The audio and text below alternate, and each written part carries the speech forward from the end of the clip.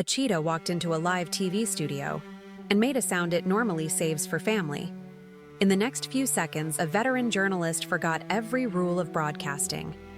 The studio lights at Kenya Broadcasting Corporation in Nairobi threw that clean, artificial glow across the floor, the kind of light that makes everything look too perfect to be real. Elena adjusted her mic the way she'd done 1,000 times. In her earpiece, New York sounded calm and distant. 2 anchors, smooth voices, a tight rundown, a segment on conservation. Safe, predictable, professional. And that's exactly why what happened next felt like someone tearing a seam in reality. Because when the handler entered through the side door, moving carefully, leash in hand, there was no dramatic music, no warning. Just the soft pad of paws and the quiet, controlled breathing of an animal that did not belong under LED panels and broadcast clocks. Elena kept speaking. She didn't look away from the lens. She talked about cheetah conservation and why ambassadors matter. She used the right tone. Warm, credible, measured. She sounded like a person who could hold emotions in her hands without spilling them. Then the cheetah stopped. Not with fear, not with aggression, with recognition. Its ears rotated forward, its amber eyes locked on the anchor desk, and it started to chirp, high, bird-like, urgent. One of the cheetah's signature contact calls used to maintain connection and summon affiliated individuals, like mothers and cubs. Academia Austriaca de Ciencias. You could hear the chirp through the studio mics. You could hear it in New York through Elena's open channel. And for a split second, Elena's face did something her training didn't have a script for. She froze mid-sentence. Her mouth opened, but the next word wasn't for the audience. It wasn't for the anchors. It wasn't for the producer counting down to commercial. It was for the animal. Duma, she whispered. And when she said it, the world split into 2 versions. The version where animals don't remember us the way we want to be remembered, and the version where they do, where the bond is not a metaphor and not a projection, but a real biological thread that can stretch across years. Before we go further, before we get to the moment the leash went slack and 120 pounds of spotted muscle crossed a studio floor in 3 bounds, there's something you need to understand. This story is a dramatized reconstruction built on real, documented animal behavior and conservation reality. The names and specifics are composites, but the science underneath it, the mechanisms that make recognition possible, those are real. The threats cheetahs face, those are painfully real. And the question the story forces on you, what if memory is not only human, has been answered in fragments across species for years? So we go back. 5 years earlier, a younger Elena, not the polished correspondent, not the woman who could keep her voice steady while a cheetah called her family on live television. Back then, she was 28 and working in Denver, building a reputation for stories that made people feel something without ever seeing her feel it. She didn't grow up with pets. Her life was deadlines, flights, edits, and that specific kind of loneliness you can hide under productivity. Then her news director called her in and said the network wanted someone in East Africa to cover the poaching crisis. They needed footage, interviews, a human angle. They needed Americans to care about animals dying an ocean away. Elena said yes, because that's what ambitious people do. But if she were honest, if she had language for it then, she would have admitted something else was pulling her. Not logic, not career. A kind of quiet hunger she didn't know she had. 3 weeks later, she landed in Nairobi with 2 suitcases and a camera bag, stepping into heat that didn't apologize for itself. The first days were exactly what you'd expect.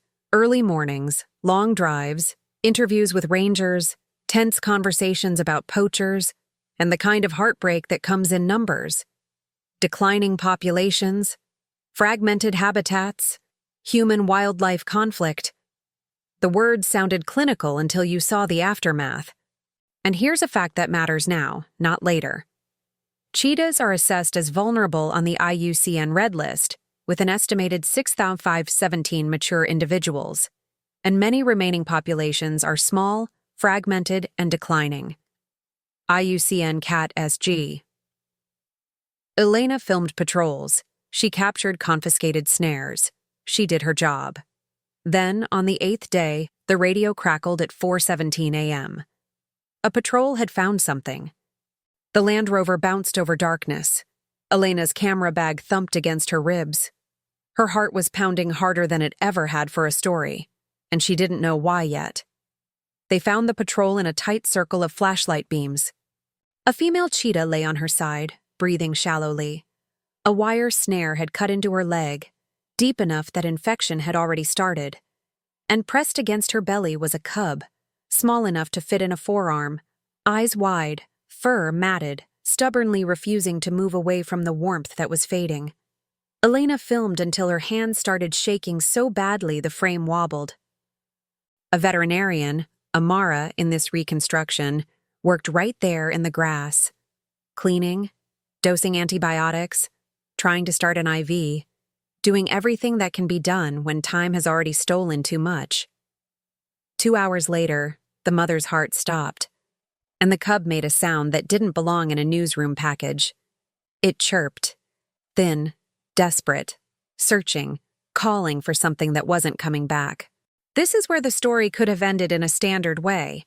Elena gets the shot, writes the voiceover, flies home, and the audience feels sad for 30 seconds between commercials. But Elena didn't move, because the cub wouldn't let anyone approach. It hissed, spit, tried to protect a mother that no longer needed protecting. It was pure instinct and pure grief, tangled together. Amara did something simple. She took Elena's jacket, the one that smelled like sweat and coffee and travel, and laid it near the cub. The cub sniffed, chirped again. Then, as if desperation had finally run out of options, it crawled onto the fabric and curled into a ball. 30 miles to the sanctuary, Elena held that cub the entire way, feeling a tiny heartbeat against her palm. That night, the verdict came. Severely dehydrated, malnourished, too young for solid food, needing bottle feeding every few hours for weeks. And here's where the first twist lands. Not a cinematic twist, a psychological one. Elena volunteered. She told herself it was practical. The sanctuary was overwhelmed. Staffing was limited. She could help at night while writing. Efficient. Rational. But what she was really doing was stepping into a role she had never practiced, becoming someone's safe place. The first feeding didn't go well. The cub squirmed, cried, refused the bottle. Elena tried the method she'd been shown. Nothing worked. So she did the thing she didn't even realize she knew how to do. She lay down, placed the cub on her chest, and brought the bottle close. The cub went quiet. It pressed its nose to her neck and inhaled, like it was trying to memorize her from the inside out. Then it drank. In the morning, Amara found them asleep. The empty bottle on the floor, the cub curled over Elena's heart. That detail matters, because it points to the mechanism that will haunt the next 5 years. Cheetah cubs normally stay with their mother for around 18 months, learning how to hunt and survive, and the mother-cub bond is the center of their development. National Zoo. When that bond is cut at 6 weeks, a cub's brain doesn't say, "Oh well, that's life." It searches, it attaches, it imprints, and cheetahs aren't like lions. They don't roar. They chirp and purr and vocalize in ways tied to contact and affiliation. The chirp, specifically, is used to maintain contact and summon close individuals, like mother and cub. Academia Austriaca de Ciencias. So when Elena named him Duma, it wasn't just a label. It was a sound pattern paired with safety, warmth, food, heartbeat, and sleep. That pairing is memory, not poetry, memory. Weeks passed in a rhythm that doesn't sound dramatic until you live it. Every few hours, a bottle. Between feedings, cleaning. Between cleaning, exhaustion. Between exhaustion. The cub climbing into her lap like gravity lived there. Elena still filmed. She still sent updates. But the story shifted. The footage wasn't only about death anymore. It was about what happens after death, about what it costs to keep something alive. Duma grew fast, spots sharpened, legs lengthened. Coordination appeared like a miracle you could watch day by day. And through every stage, he oriented to Elena. When she entered, his ears perked. When she spoke, he chirped. When she sat, he climbed into her lap without hesitation. One evening, Amara explained it gently. Cheetah cubs bond intensely with their mother. Lose the mother early, and they can imprint on a caregiver. That's not Disney. That's biology meeting circumstance. Elena didn't want to hear surrogate mother. She wanted to believe she was just helping an animal. But the truth is, Duma had decided she was family, and family changes you. Here's the second twist. Elena extended her assignment, then extended it again. Invented reasons, more interviews, more context. But really, she was delaying the moment she'd have to do what she'd always done. Leave. Because her Denver life was waiting.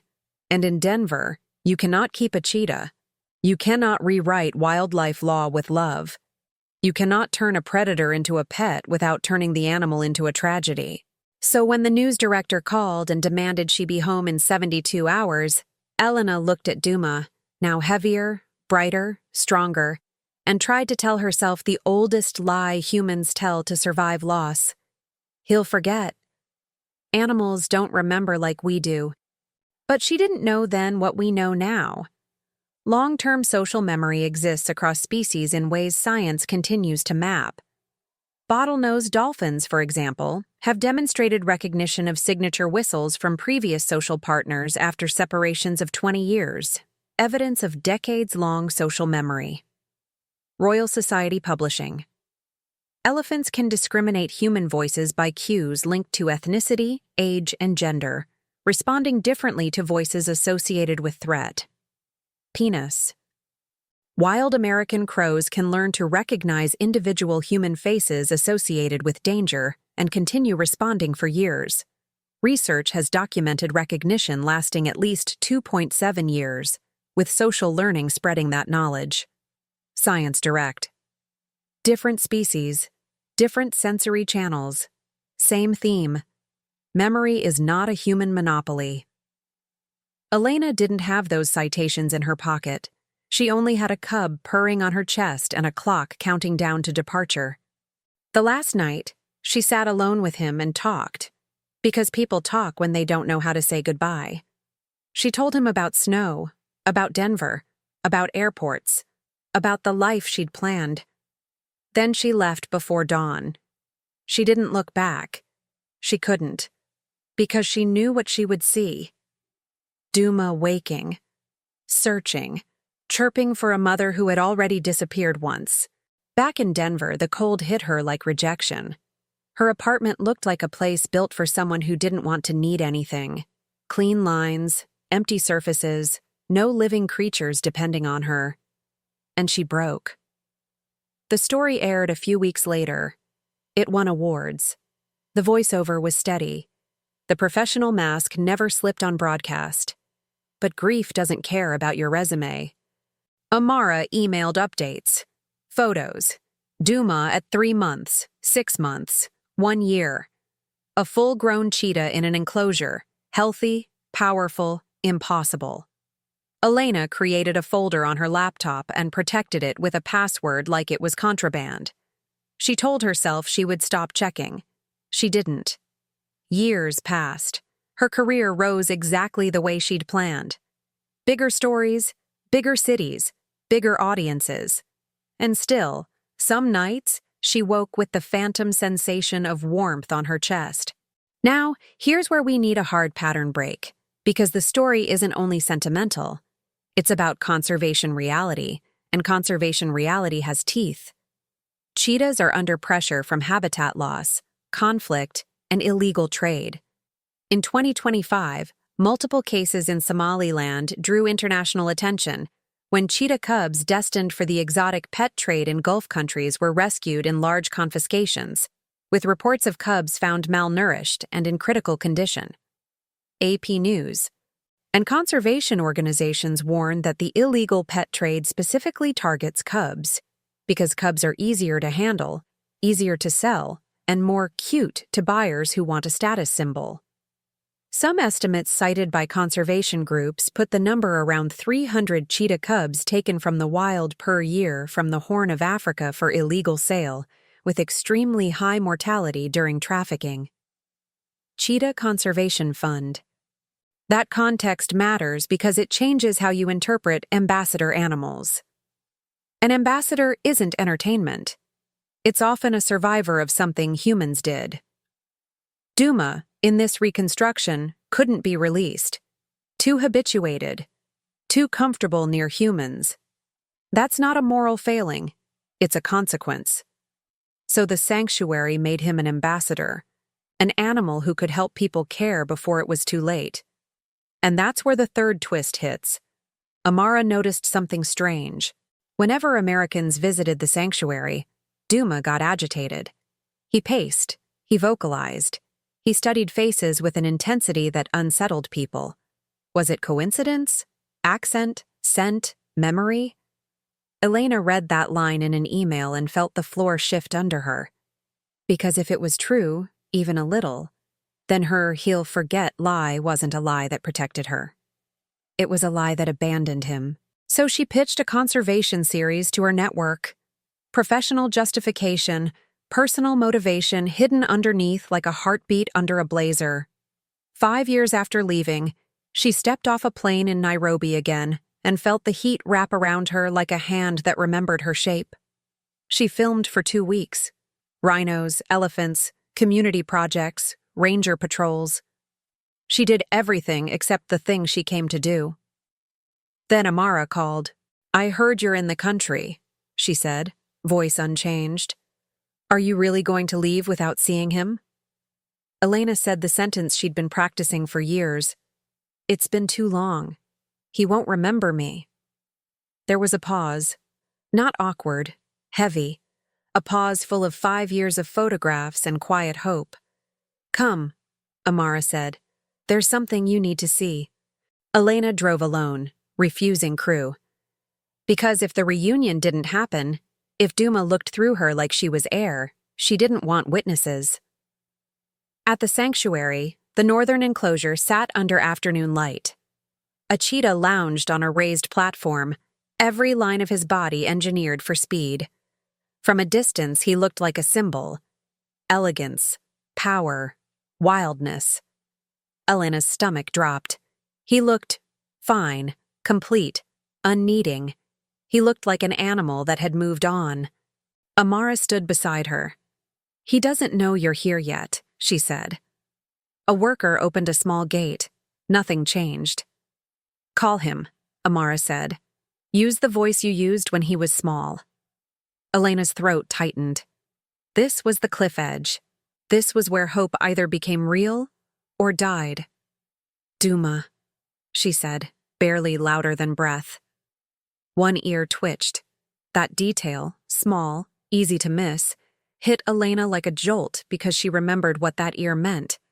Curiosity, attention, orientation. She tried again, voice stronger. "Duma."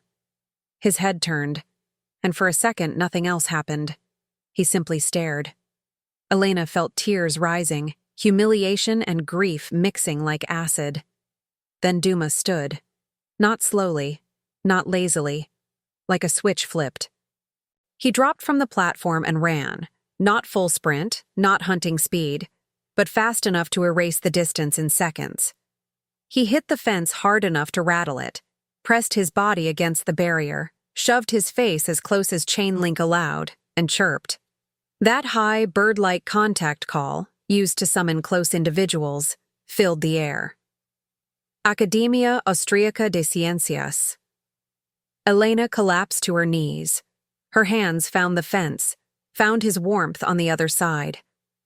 And Duma rubbed his head against her fingers like he was trying to climb through metal with sheer insistence. "He remembers," Elena whispered. Amara's eyes were wet. "He never stopped searching," she said. Elena stayed there for 2 hours, and Duma stayed with her, refusing to leave the fence, chirping and purring and vibrating with something that looked a lot like relief. Now, if the story ended here, it would already be enough. But here's the next twist. Elena asked Amara for something reckless. A live broadcast from Nairobi.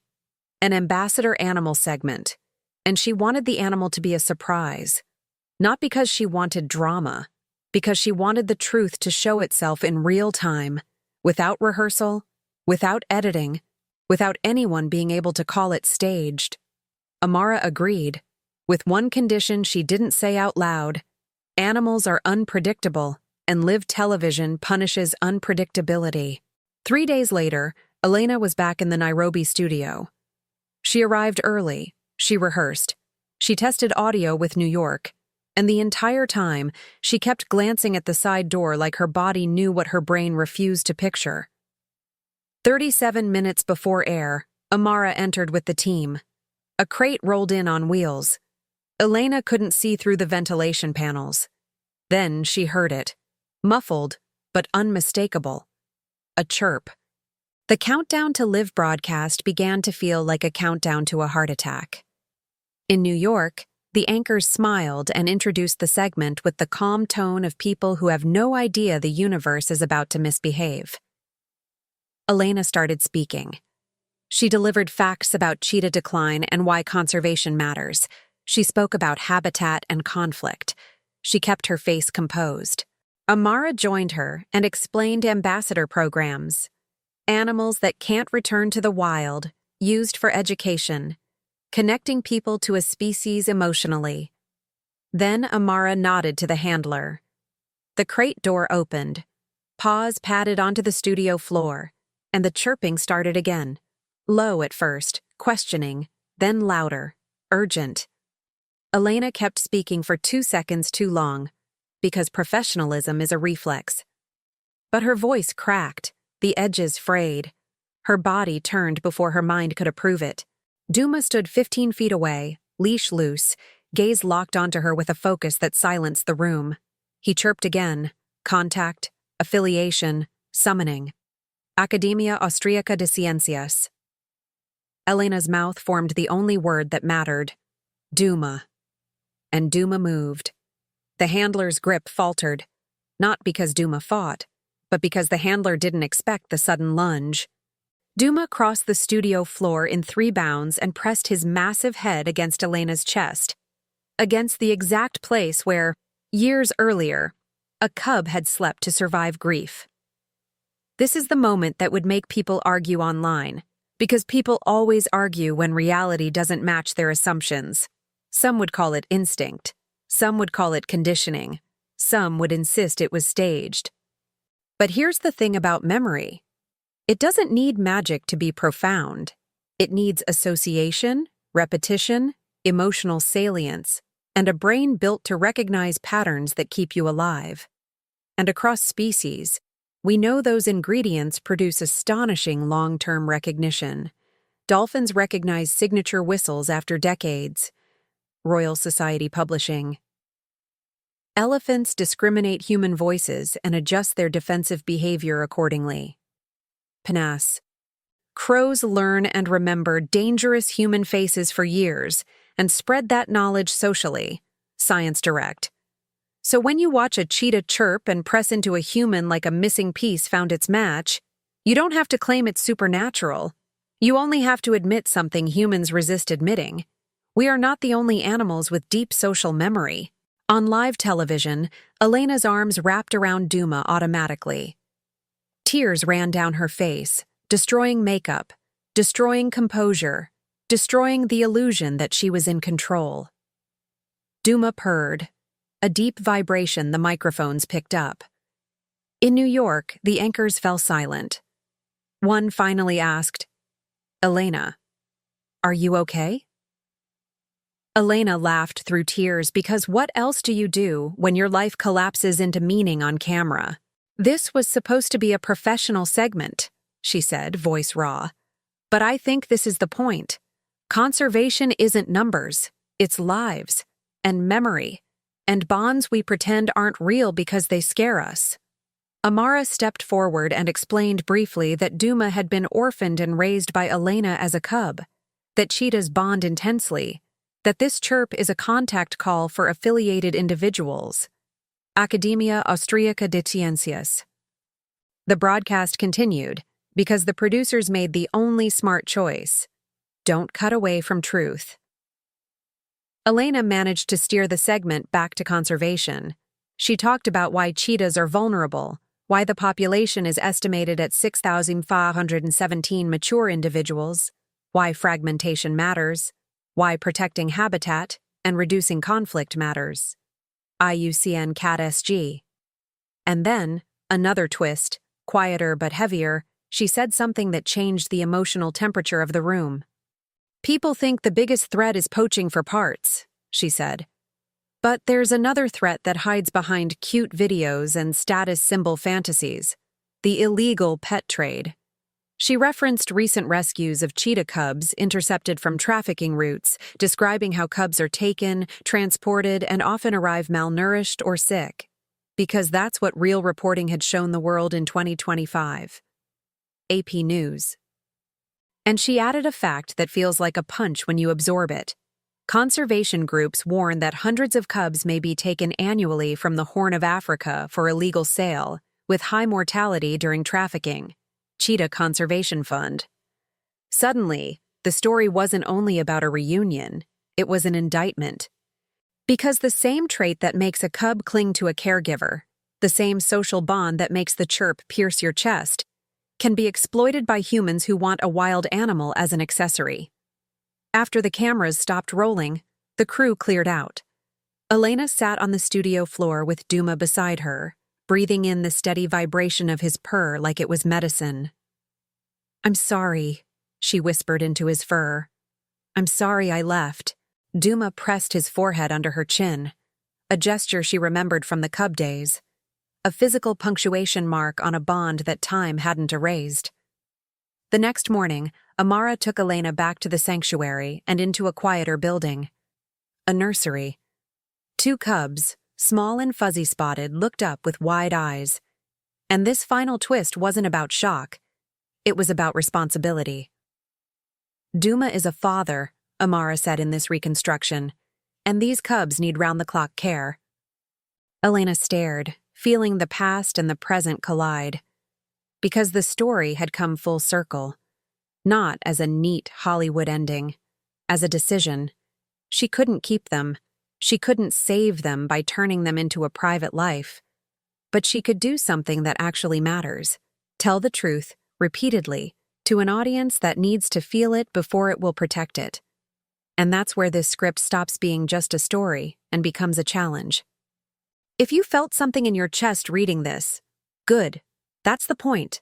That feeling is the doorway conservation relies on. People protect what they emotionally recognize. So here's the question I want to leave open, because open loops are honest. If a cheetah can remember a human after years, what else have we been underestimating? And here's the uncomfortable follow-up. If memory and bond are real, what does it say about us when we build entire illegal markets by ripping cubs from their mothers? Because cheetah cubs are supposed to stay with their mother for around 18 months, learning survival skills that determine whether they live or die. National Zoo. And cheetahs are already hanging on. Vulnerable, fragmented, with a global estimate of 6,517 mature individuals. IUCN CAT SG. That means every cub stolen isn't just a sad story. It's a piece removed from a species that can't afford to lose pieces. If you want the real ending, it isn't a kiss on the forehead in a nursery. It's what happens next. Whether people stop feeding demand for exotic pets, whether enforcement improves, whether habitat is protected, whether communities are supported. So wildlife isn't a cost but a value. And if you want a reason to believe that your choices matter, remember this. Across the animal kingdom, memory shapes behavior. Dolphins remember social partners for decades. Elephants interpret human voices to assess threat. Crows remember faces and teach their community who to fear. Royal Society Publishing. So the next time you see a cute video of a wild cat in a mansion, ask the question the video wants you to forget. Where did that animal come from, and what did it cost? Because somewhere, a mother is searching. Somewhere, a cub is chirping. And somewhere, the only thing standing between extinction and survival is whether humans finally learn the kind of memory that matters, the memory of consequences. If you want more stories like this, stories grounded in real animal behavior and the real world of conservation, stay with this channel. Not because we're chasing tears, because connection is the first step toward protection, and protection is the only ending that counts. And here's the part most people never hear, because the clip ends right when the emotions peak, right when the world thinks it has the whole story. What happened in that studio didn't just go viral, it detonated. Within hours, the reunion was everywhere. Morning shows, late-night monologues, reaction videos, comment threads where strangers confessed they were crying at their desks, and wildlife pages replaying the chirp like it was a human voice calling a name. People didn't share the segment because they suddenly became conservation experts. They shared it because it short-circuited something deep, a wild predator choosing tenderness, memory, recognition. And if you're thinking, okay, that's beautiful, so what's left? This is what's left.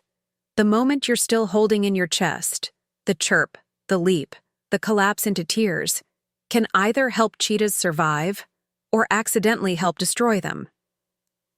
Because the morning after the broadcast, Elena woke up to two messages that didn't belong in the same world. The first was from her producer in New York, written in all caps like a siren. "We just broke our all-time engagement record. We need part 2. The second was from an unknown number with a single line. "How much for a baby one?" She stared at the screen like it was a language she didn't understand. Not, "Where can I donate?" Not, "How do I support the sanctuary?" Not, "What laws protect them?" Just, "How much?" And that's when Elena realized something that almost no one talks about when a wildlife moment becomes entertainment. Attention is a wildfire. It doesn't ask what it's burning. She didn't answer the message. She didn't forward it. She just sat up in bed, heart pounding, and opened her laptop. She started reading. Not headlines, not clips, the actual numbers. Because cheetahs aren't just rare, they are fragile in ways people don't intuit, and the facts are worse than most viral captions admit. The IUCN's commonly cited estimate puts the number of mature cheetahs in the wild around 6,517, with ongoing decline and severe fragmentation. SAMUS.int. 6,517 mature individuals. That's not a plenty of time number. That's a one disease outbreak, one surge in trafficking, 1 decade of habitat pressure number. And then she read about the sound, because she needed to know whether her memory was romanticizing what happened, whether that chirp was just some random noise that fit the storyline. It wasn't. Researchers described the cheetah's bird-like chirp as a contact call used to maintain vocal contact and summon affiliated individuals, including mother-cub communication. High frequency, unusually so for an animal that size. Academia Austriaca de Ciencias. So no, the sound wasn't proof of love in a human hallmark sense. But it also wasn't nothing. It was affiliation made audible. And that's where the story gets dangerous, because human brains do something sneaky. When we witness an animal behave in a way that resembles our attachment language, we assume the next sentence is permission. Permission to get closer. Permission to touch. Permission to own. Elena had seen this happen before with people, with politics, with disaster coverage. The camera doesn't just show reality, it changes it. So she made a decision that shocked her own team. She called her producer and said, "There is no part 2 unless it's the truth." They argued. Of course they argued. The network wanted another emotional peak. Viewers wanted a sequel. Algorithms wanted a repeatable pattern. But Elena had something else now, something sharper than longing. She had responsibility. So instead of filming another soft-focus segment of Duma strolling under studio lights, she pitched an investigation. What happens to cheetahs when people decide a wild animal is a pet, a status symbol, a trophy that breathes?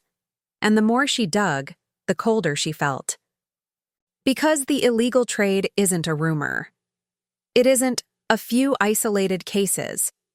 Multiple conservation groups and reports describe an estimated 300 cheetah cubs taken from the wild each year, especially from parts of the Horn of Africa, often destined for illegal exotic pet markets, with high mortality during transport. Cheetah Conservation Fund, 300 every year. Now pause and feel how that number behaves in your mind. 300 sounds small until you remember the baseline is already thin, fragmented, declining. IUCN CATS G. And then Elena found something that made her stomach turn in a way she hadn't felt since the snare, since the cub pressed against a dying mother. Actual recent rescues, actual cubs. In 2025, multiple news reports described cheetah cub seizures in Somaliland tied to trafficking routes toward Gulf countries. Cubs malnourished, injured, some unable to walk after being restrained, cared for by organizations like the Cheetah Conservation Fund. AP News, these weren't cute pets. These were babies turned into contraband. And suddenly that unknown text, "How much for a baby one?" wasn't an outlier. It was the shadow side of virality, the part that doesn't show up in reaction videos. Elena flew again, but this time she didn't go to a studio. She went to where the story rots. A dusty compound behind a chain-link gate. A small clinic room with metal bowls and heat lamps. Volunteers moving slowly, carefully, like every motion had consequences. And there, on a blanket, a cub no bigger than a backpack. Ribs visible under spotted fur, eyes too large for the head like they belonged to a different life.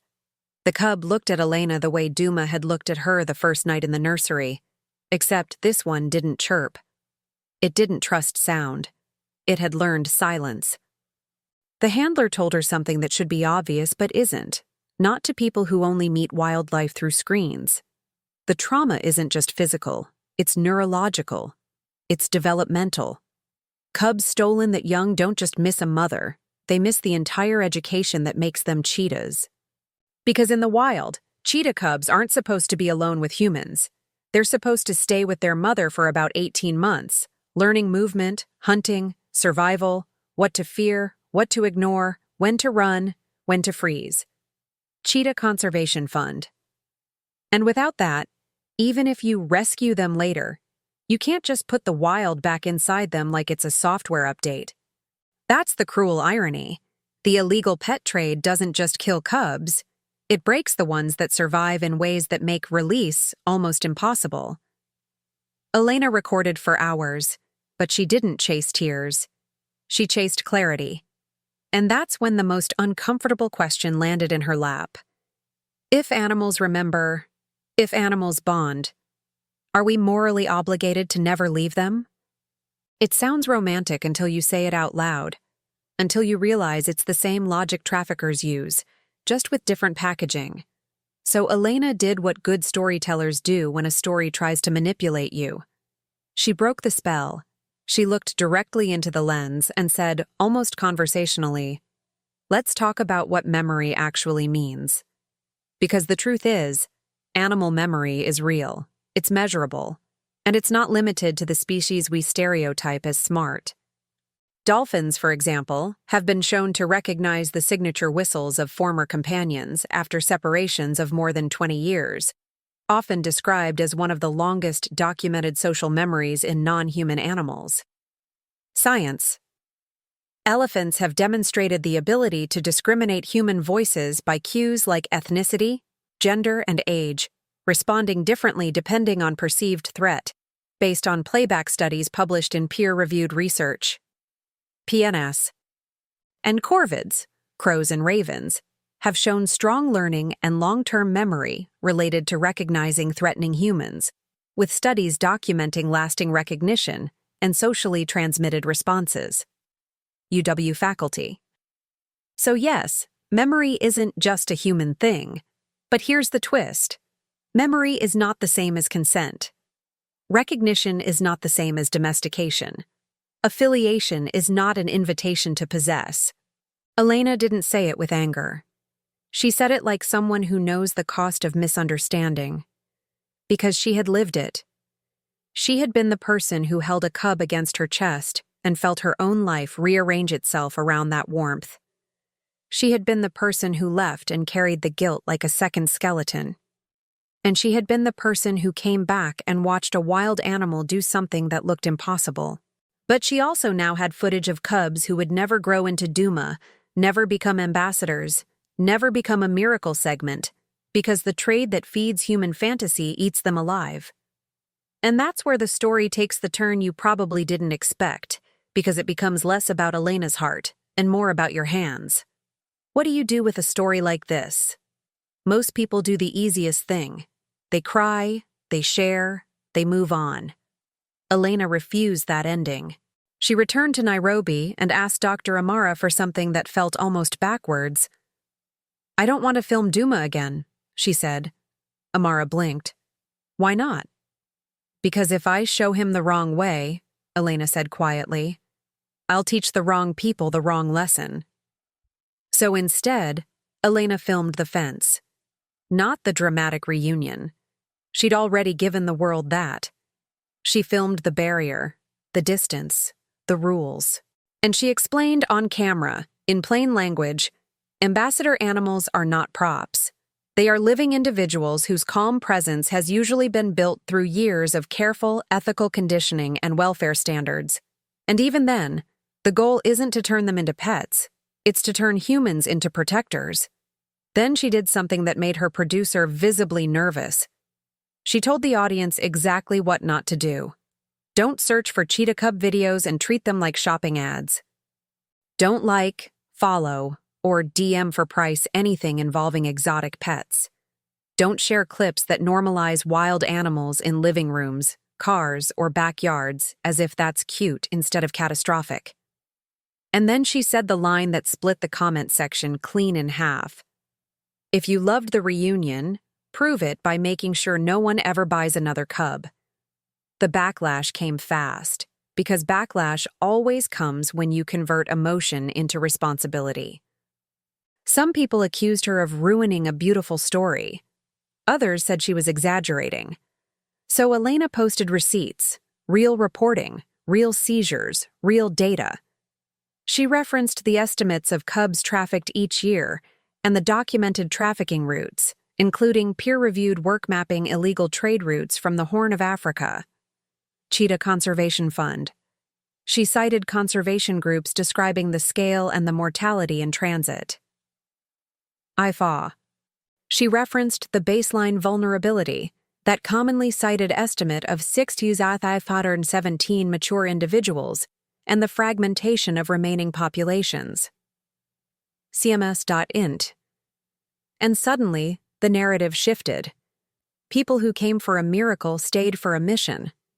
Then, because life has a way of adding one more twist just when you think you've reached the moral of the story, Elena received another message. Not how much, not hate. A voice note. A woman speaking softly, Spanish-accented English, breath trembling. "I saw your video. My cousin, he's trying to buy one. He thinks it makes him look powerful. What do I say to stop him?" Elena listened twice, then once more, and felt that strange click inside her. The click that happens when a story stops being content and starts being a tool. So she recorded a reply that would later become one of the most shared parts of her series. She said, "Tell him power isn't owning something wild. Power is protecting something that can't protect itself from you." Then she gave the woman a script. Specific, practical, not preachy. Tell him a cub isn't a pet. It's a baby predator with specialized needs. Tell him the trade has documented routes and seizures, that these animals are often transported in brutal conditions, that many die before they ever reach a buyer. AP News. Tell him if he truly respects cheetahs, he can support conservation legitimately instead of funding trafficking networks. Tell him the most expensive thing he can buy isn't the cub. It's the silence he pays for, the suffering he bankrolls, the extinction he accelerates. And then Elena did something even harder. She didn't end the story with herself and Duma. She ended it with the cubs in the clinic. Because the emotional climax you want, the reunion, the chirp, the miracle, can't be the final beat if you want the audience to stay awake after the credits. So she brought the camera close to the smallest cub, the one who wouldn't chirp. She didn't touch it. She didn't force a moment. She just let the audience sit in the discomfort of what cute really costs. And then she asked the question that turns passive viewers into participants. If an animal can remember love for 5 years, what will we be remembered for? For the shares? Or the choices? Because here's the truth we don't say enough. Conservation is not a feeling. It's behavior. And the story you thought was about an impossible bond becomes a mirror. If cheetahs can maintain vocal contact with affiliated individuals through chirps, if that call can carry identity, relationship belonging, then we, humans, can maintain something too. Attention that protects instead of consumes. Academia Austriaca de Ciencias. And if dolphins can remember the names of old companions for decades, and elephants can categorize human voices by threat, then the idea that animals are blank, forgetful props is not just wrong. It's convenient. PubMed. Convenient for traffickers. Convenient for clout. Convenient for anyone who wants the magic without the responsibility. Elena returned to the sanctuary one last time before flying back to New York. Not for a reunion reenactment. Not for another viral clip. She went to the fence at dawn when the air was cool and the world was quiet. Duma was there. Because of course he was. He chirped once, soft, like a question. And Elena answered with the only thing that mattered now. She stayed behind the boundary. She spoke calmly. She let the relationship exist without turning it into possession. Amara stood beside her and said something that landed like a final line written by life itself. People think love means closing the distance, she said. Sometimes love means honoring it. Elena looked at Duma's amber eyes and felt the ache. Still there, still human, still real, but no longer in control of her choices. And when she turned back to the camera for the closing narration, her voice didn't sound like a woman selling a miracle. It sounded like a woman telling you the cost of one. So, yes, she said, animals remember, sometimes longer than we deserve. And if you're still here with me, if that reunion did something to you, don't let it end as a feeling. Let it end as a decision. Because somewhere right now, a cub is being stolen. Somewhere someone is typing, "How much?" Somewhere, a shipment is moving under the cover of night. Ifa. And somewhere else, a person who watched a cheetah chirp for family is about to choose what kind of human they are going to be. So I'm asking you, quietly, directly, make the choice that actually counts. Don't normalize exotic pets. Don't amplify trafficking content. Support legitimate conservation and anti-trafficking work. And share this story the right way. Not as, look how cute, but as, look what's at stake. Because the bond is real. The memory is real. And if we're brave enough to do something with that truth, then maybe the story doesn't just break your heart. Maybe it protects something wild from ever having to beg for love in the first place. Elena didn't post another reunion clip. She didn't chase another spike in views. She didn't let the internet turn Duma into a mascot people could borrow for a dopamine hit. Instead, she posted something quieter, almost inconvenient in a world addicted to spectacle. A final message filmed at dawn, the fence between them visible the entire time. You saw a cheetah, remember, she said. Whether you call it love, imprinting, or long-term social memory, what matters is this. It was real enough to change his behavior, and it was real enough to change me. She paused, letting the wind and the distant birds fill the silence.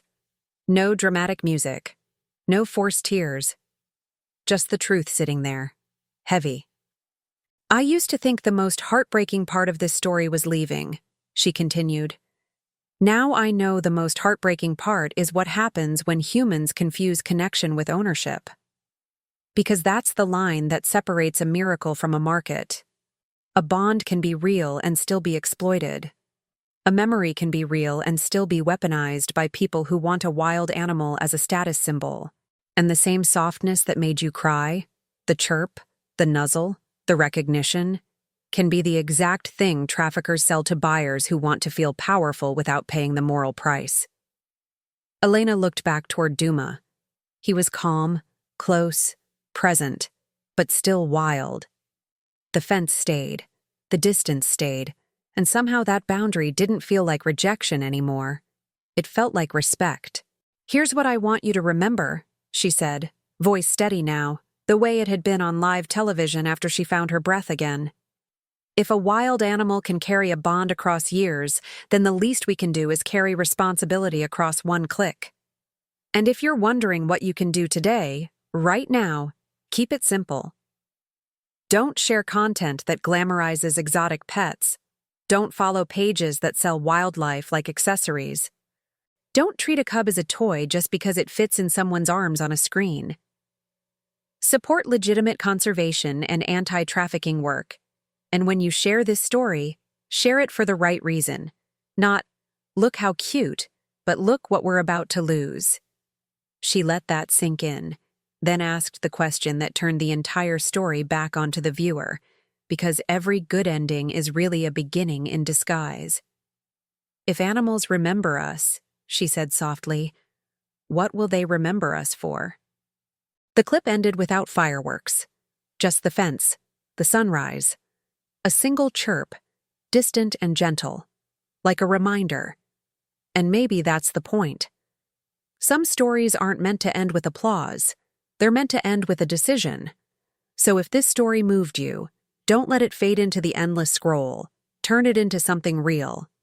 Because cheetahs don't need our tears. They need our choices.